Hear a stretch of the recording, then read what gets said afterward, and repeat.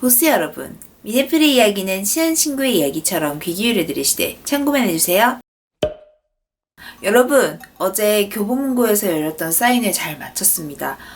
저는 진짜 20분만 오셔도 성공이라고 생각하고 있었는데 50분 넘는 분들이 와주셔서 정말로 감사합니다. 오셔서 힘든 시기에 제 영상 보면서 잘 버틸 수 있었다 라고 말씀해 주시는 분들이 계셔가지고 정말 앞으로 제가 영상을 만들어 나가는데 정말 큰 원동력이 될 것 같습니다. 특히 어제 와주신 분 중에 제 영상 중 말 잘하는 방법 영상을 보고 정말 큰 도움을 받았다고 말씀해 주신 분이 계셨어요. 이제 본인도 듣기 시작했다 라고 말씀을 해주시고 뭔가 외국인과 대화하듯이 이야기를 들어라 라는 말이 정말 큰 도움이 됐다고 말씀을 해주시더라고요. 근데 그 얘기를 듣자마자 제가 말 잘하는 방법 후속편을 찍기로 했었는데 그걸 못 찍고 있었다는 게 생각이 나더라고요.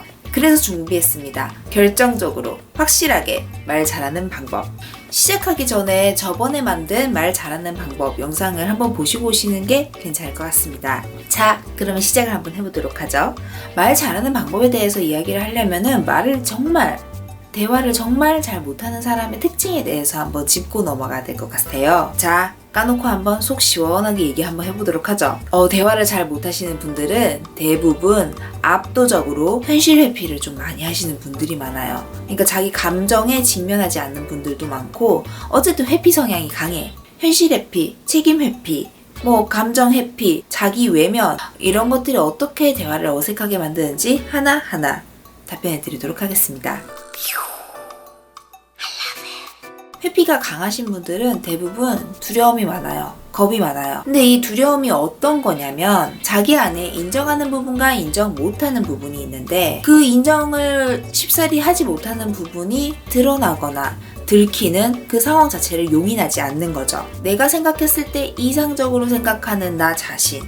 에고가 흔들리는 상황을 아예 자신에 대한 공격, 위협 이런 걸로 인식을 해서 꼭꼭 숨어버리거나 아예 본인도 공격 모드가 되어버리는 경우가 굉장히 많습니다. 근데요, 모두가 이런 면이 있어요. 누가 약점을 함부로 드러내고 싶나요? 자신을 지키려면은 그런 것들, 나의 연약한 부분을 함부로 드러내선 안 되는 게 맞긴 맞아요. 근데 회피가 정말 강하신 분들은 그런 것들에 대해서 아예 없는 취급을 하세요.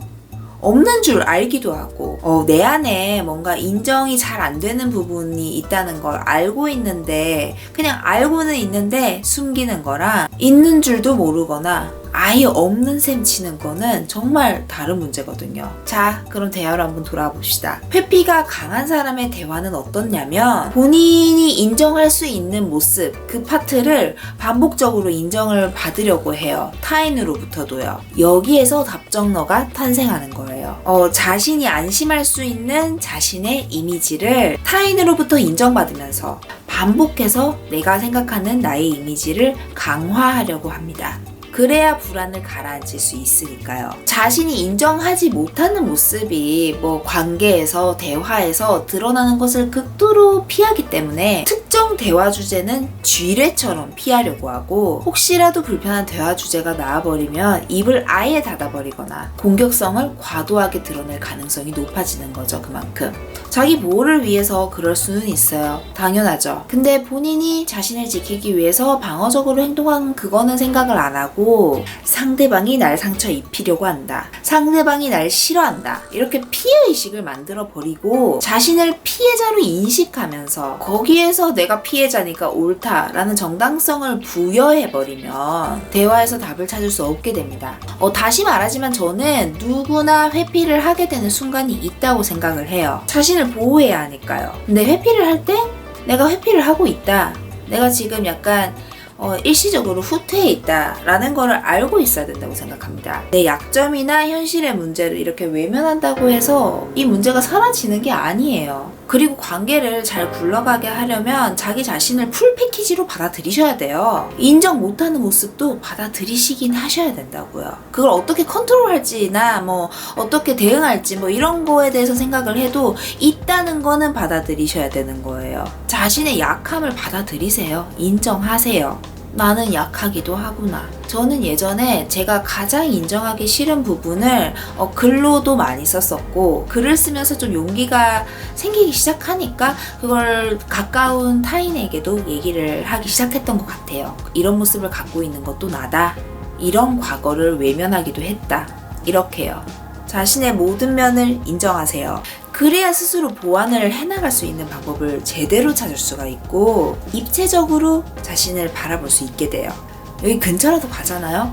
근처라도 가면은 대화가 그렇게까지 어색하지 않아요. 왜냐면 타인도 입체적으로 보이기 시작하거든요. 자기가 생각한 약점이나 인정하고 싶지 않으면 이거에 대한 뭔가 보완책을 자신이 이렇게 좀 찾아가다 보면 대화를 하면서 지뢰밭도 없어져요. 피해야 할 주제가 없어지니까요. 자, 그러면 대화를 잘할 수 있는 가장 확실한 방법을 알려드릴까요? 상대방도 여러분처럼 공포나 두려움이 있다는 거를 인지하시면 돼요.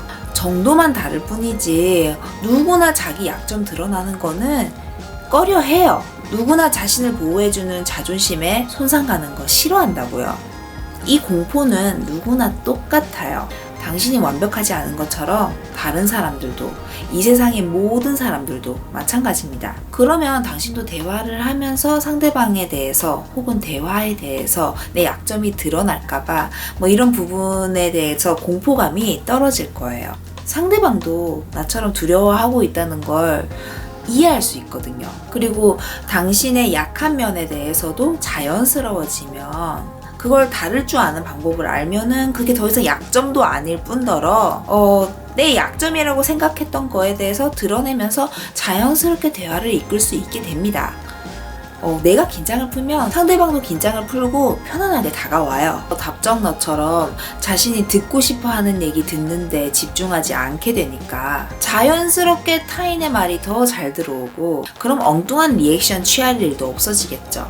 말을 잘하고 대화를 잘한다는 건 엄청난 테크닉이 필요한 게 아닙니다. 그냥 자신을 직시할 줄 알고 솔직한 사람들끼리 만나서 어느 정도 벽을 허물고 솔직하게 대화를 나눈다면 거기에서 화학작용이 일어나고 서로를 더 알아가고자 하고, 또 때로는 서로를 돕고자 한다면 그것만으로 충분해요. 그러려면 당신이 먼저 당신에게 솔직해져야 합니다. 회피하지 않도록 노력하세요. 자신의 일부만 받아들이지 마세요. 그냥 자신으로 사는데 익숙해집시다. 당신 스스로에게 솔직하고 정직하다면 타인과의 관계는 자연스럽게 풀리게 돼 있습니다.